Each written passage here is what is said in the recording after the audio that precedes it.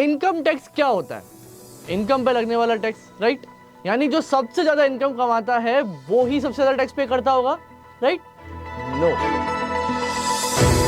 नमस्कार, मेरा नाम नितिन गंगवानी है और आज मैं आपको इसी बात पे बताने वाला हूं कि सबसे ज्यादा कमाने वाले लोग जनरली सबसे ज्यादा टैक्स पे नहीं करते। हाल ही में भी आपने एक न्यूज सुनी होगी कि अक्षय कुमार जी को इनकम टैक्स डिपार्टमेंट ने फेलिसिटेट किया है, अवार्ड दिया है, एक सर्टिफिकेट दिया है हाईएस्ट इंडिविजुअल टैक्स पेयर का, यानी एंटरटेनमेंट इंडस्ट्री के वो सबसे बड़े हाईएस्ट टैक्स पेयर हैं। एक रिपोर्ट के अनुसार 29 करोड़ 50 लाख के अराउंड अमाउंट उन्होंने पे किया है just as a tax amount. यानी अब आप अंदाज लगा सकते हैं वो कितना कमाते होंगे। लेकिन जिस देश में मुकेश अंबानी, अडानीज, आदित्य बिरला जैसे बिजनेस टाइकून्स हो, उन सबको पीछे छोड़ते हुए अक्षय कुमार जी ने कैसे हाईएस्ट टैक्स पे कर लिया? सोचने वाला मुद्दा है, नहीं? चलिए आज मैं आपको बताता हूं इनकम टैक्स लॉस के बारे में, जहां आपको ये पूरी गणित समझ में आ जाएगी कि सबसे ज्यादा कमाने वाले लोग जनरली सबसे ज्यादा टैक्स पे नहीं करते, लीगली। जी हां, लीगली। इनकम टैक्स के रूल्स के अकॉर्डिंग एक आम आदमी को भी टैक्स पे करना होता है। साथ ही साथ अगर किसी आदमी की या किसी भी व्यक्ति की या किसी भी ग्रुप के लोगों की कोई फर्म है, पार्टनरशिप फर्म है, या फिर मान लीजिए किसी कोई कंपनी है, या फिर आपकी कोई एलएलपी है, यानी अलग अलग प्रकार की संस्थाएं हैं आपके पास, तो उनका टैक्सेशन अलग होता है। क्या बात कर रहे हैं सर? समझिए मेरी बात। एक आम आदमी के ऊपर भी टैक्स लगता है, साथ ही साथ अगर कोई कंपनीज होती है तो उन पे भी टैक्स लगता है, पार्टनरशिप फर्म होती है तो उन पे भी टैक्स लगता है, और वो टैक्स अलग होता है एक आम आदमी के टैक्सेस से।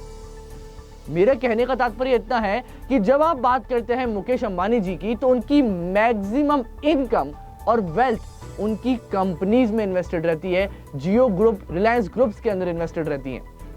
ऐसे ही अडानी जी के भी जो ग्रुप्स हैं, या टाटा ग्रुप्स के लिए जो रतन टाटा जी के ग्रुप्स हैं, उनकी मैक्सिमम इनकम और वेल्थ उनकी कंपनीज में इन्वेस्टेड रहती है। यानी जब उनकी कंपनीज कमाती हैं तो उनकी कंपनीज पे टैक्स लगता है, उनकी पर्सनल इनकम पे नहीं लगता, क्योंकि उनकी पर्सनल इनकम नहीं हो रही, वो उनकी कंपनीज की इनकम हो रही है। उनकी कंपनीज में उनका सबसे ज्यादा हिस्सा है, जिसको हम स्टेक भी कहते हैं, वो उनकी कंपनी का स्टेक होते हुए उनको अमीर बना देता है। यानी जब हम मुकेश अंबानी जी की बात करते हैं, एक रिपोर्ट के अनुसार मैं आपको बताऊं तो अराउंड 94 लाख करोड़ रुपीस के आसपास उनकी नेटवर्थ है।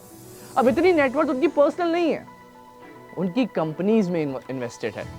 कंपेयर टू अक्षय कुमार जी, जब हम अक्षय कुमार जी की बात कर रहे हैं तो वो क्या करते हैं? वो एक्टिंग करते हैं। एक्टिंग क्या है? एक प्रोफेशनल सर्विस है। अब एक्टिंग कोई कंपनी तो नहीं कर सकती ना, तो अक्षय कुमार जी ऐसा तो नहीं कर सकते कि हाँ ठीक है मैं एक्टिंग कर लेता हूँ, आप पैसे मेरी कंपनीज को पे कर दीजिएगा। नहीं, ऐसा बिल्कुल नहीं होता।